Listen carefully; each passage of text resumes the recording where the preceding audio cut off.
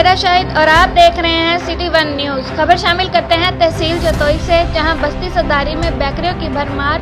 बेकरियों में सेहत के असूलों का कोई ख्याल नहीं रखा जाता।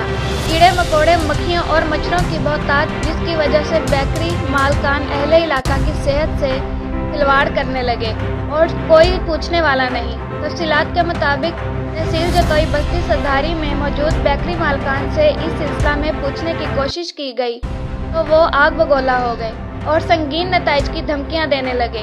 बेकरी मालकान का कहना है कि हम फूड इंस्पेक्टर को 40,000 रुपये मंथली देते हैं, हमारा कोई कुछ नहीं बिगाड़ सकता। बेकरी मालकान ने सहाफ़ियों को भी कत्ल की धमकियां दी। इस सिलसिला में जब फूड इंस्पेक्टर से राब्ता करने की कोशिश की गई तो उसने बात करने से इनकार कर दिया।